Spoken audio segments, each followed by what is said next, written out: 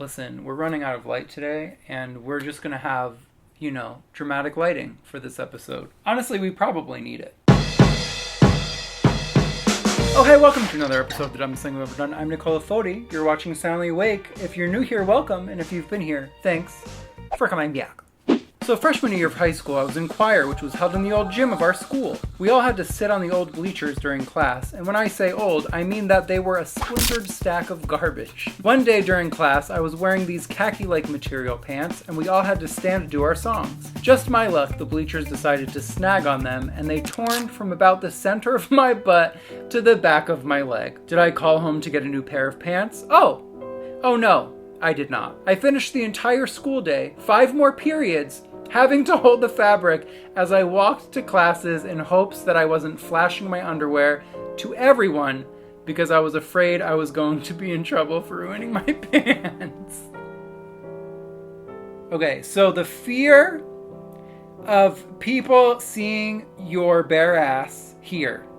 The fear of getting in trouble for ruining your pants here. Makes perfect sense to me. The dumbest thing I've ever done. I was working in a fancy resort town. I didn't have money, but I decided to treat myself and get a little manicure. But the salon was combined with a clothes boutique. Wait, hold on. Please, we have to pause. So you mean to tell me, not only are people who are, what's it called? Nail patients? What's the word? Customers? Subjecting themselves to, the fumes of a nail place, but also just people who want to buy clothes? I thought KFC and Pizza Hut combos were strange. Now, usually if I go into a store and realize I can't afford anything or just want to be left alone, I use the classic just browsing. Well, the lady starts my nails and is talking up the dresses hard. Whatevs, I just politely nod. Then partway through my nails, when I'm locked in, she tells a coworker to start bringing over dresses for me to look at. What is this store? This sounds like my nightmare. There is never a time when I go shopping that I want someone to pull items of clothes and show them to me. I want to look myself. Oh, this reminds me of something. So I used to work at Express, and one of the managers there, I guess one of the things they wanted us to do was to offer different pieces of clothes to people. And so I could not imagine myself doing this today. But at the time I was like, well, I would like to keep my job. So I literally put a pair of pants over this woman's dressing room door for her to try on. That should not be okay. That's weird. At least you were fully clothed in this situation. Let's get back to the story. I can't leave or say just browsing because she needs to finish my nails. Captive audience. So I nod some more. Then she does one layer, dries it, and makes me go try on all the dresses. My dumbass does. As she finishes my nails, she keeps telling me how she will give me a great deal because I work in the resort. Somehow this lady awkward conned me into buying a $100 dress that I will never wear. Oh, no. The great deal was 10% off the amount of tax in the resort town. She's a hustler. Baby, she's doing her job well. But is it the experience I want when I'm getting my nails done? Also, I was really worried for a second that you were going to try on the dress with your wet nails and then get the dress dirty with your nail polish and then have to buy the dirty dress because you damaged the product. I return it. It's probably way past, the 15, 30, 90 days. But if that were me and I just felt so guilty in the moment that I had to buy the dress, I would have bought it. And then the next day I would have just been like, you know what? No. I hope it's a cute dress. Not the dumbest thing I've ever done. What is the title of this show? JK, actually, all stories are welcome as long as it's dumb. Was working a busy Saturday night in retail and had just given cash back to a customer. Customer leaves and I go to shout, "Next please," to the huge queue. But no, my dumbass accidentally screams, "Cash back!" Instead of that, I have flashbacks about it all the time, man. Cashback! I know I have so many like awkward retail stories in here in this room of my body, but I either like they're just shoved down or the memory part of my brain doesn't exist anymore. And it could be both. I want to do eventually an entire episode of this with just retail stories. Actually, we're gonna do that. Anyway, delete. I didn't say that. It's gonna be a surprise. One time I went to the gym at my work. When I got dressed, I didn't notice anything weird and continued to do the warm-up and stretching portion of the class. Our workout was going to be squats, so this involved a lot of wide open legs and squats. I feel like we're about to get a surprise. I feel like the whole class is about to get a surprise. In the middle of those stretches, I noticed a breeze in the crotchal region. I felt around that area with my hand and discovered that my dog had chewed a hole in the crotch of my yoga pants about the size of a baseball. I was wearing a thong. I had my legs open for extended periods of time during the class towards other gym goers and my instructor. Cool. I would imagine that would be a pleasant gym experience because it gets hot in these places, you know? It gets hot in these places, meaning the gym, and it gets hot in these places, meaning... So, I'm sure a breeze was welcome. You know, if a couple people got a glimpse of cooter, good for them! Good for them. Just a vagina, everyone has one. Hi, I just binge watched all these videos and I've been thinking of different stories to tell. I'll start with a simple one, yet one that still embarrasses me thinking back on it. Those are the best kinds, babe. In high school, I was a part of a choir, and one concert, I had a solo for a song with this guy from our choir. I had a small crush on this guy, and he was really nice and chill. Well, as we were walking up to take our places for our solos, he discreetly put his hand out toward me. Stupidly, I thought somehow he was offering to hold my hand and grasped his hand. It was only when we awkwardly let go that I realized he was just trying to give me a high five. Please. Okay, so just help me reenact this story really quick. So Ken's cousin's girlfriend, Marie, she's going to greet, I guess it was your uncle, right? So Uncle Neil extends a fist, and Marie said, she thought he was about to give a high five. Her brain didn't catch up. Didn't, so they just vamped. With every new episode, there's a collective sigh of thank the gods I'm not the only idiot on this planet. It's all I aspire to do. I just want us to all realize that we're all idiots. Which seems to be what the internet is for, usually in an inflammatory, holier-than-thou, blame-shifty kind of way. So thanks for the lighthearted, we're all dumb moment.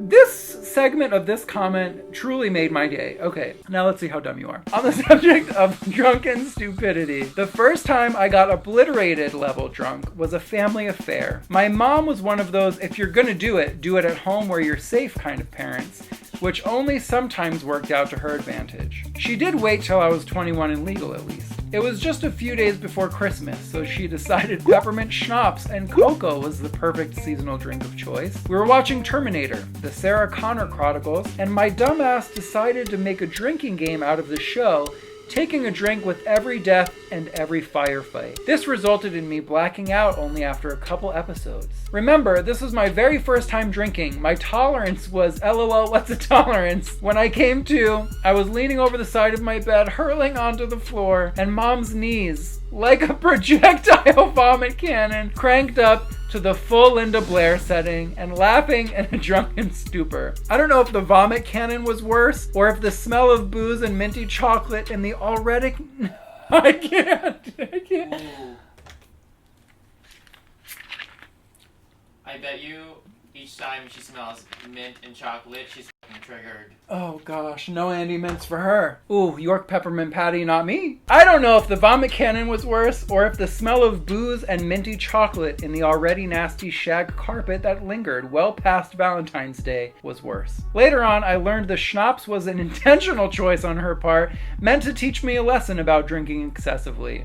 It worked. Peppermint schnapps is evil, and so is my mother. That whole story deserves applause. The visuals, we got suspense, thrills. Laughter. Vomit. Okay, afterthought drunk story. Another drunk story. Girls, we're in for it. This one time, I had a very good meaning alcohol-filled night with my mates. And when the place closed for the night, we decided to go home. I went separately on my own because I lived in another part of the city than they did. On my way home, I passed a carnival, and my drunk ass decided that this was the perfect opportunity to go into one of the rides. Mind you, it was around 4 at night. Like 4 a.m. I'm assuming this is 4 a.m. It's dark outside. And I chose the grand old funhouse. That is not a place I would want to be. When it says funhouse, it's usually the opposite. Who's having fun? Oh no, I read ahead and I heard voices coming from the funhouse. I don't want to go. I want to go home. You are home. Oh. You gotta know that here in the Netherlands, it is quite common for the owners of the rides to have their trailers right next to the carnival site. And of course, they must have heard me stumble my way through the attraction, and soon enough, I heard voices coming towards the funhouse. Oh my god. As quickly as I could, I tried to get to the entrance, as that was the point I got in. Falling while running through the attraction in total darkness, came out just in time not to be physically beaten, and ran as fast as I could down the street with this angry mob of several carnival guys behind me. This all felt so surreal to me, I started bursting out in laughter while I was running,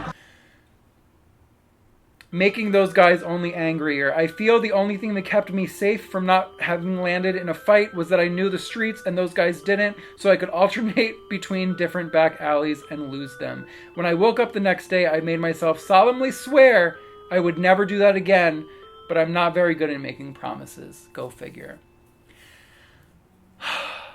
I had an entire horror movie scene in my head just now. The darkness, the funhouse, the carnival men chasing after you, running down alleys. Usually it's a good thing. Explain. Carnival men chasing, it sounds like a great time. The fact that you're laughing all throughout, One time, my mom had a Ziploc bag of Plink garbage disposal cleaner on the kitchen table.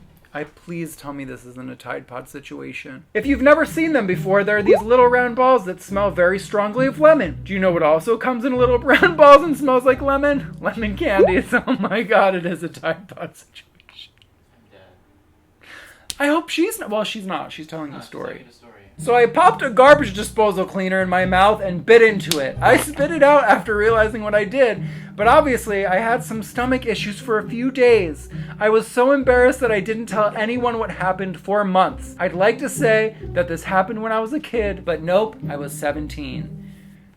Still a kid.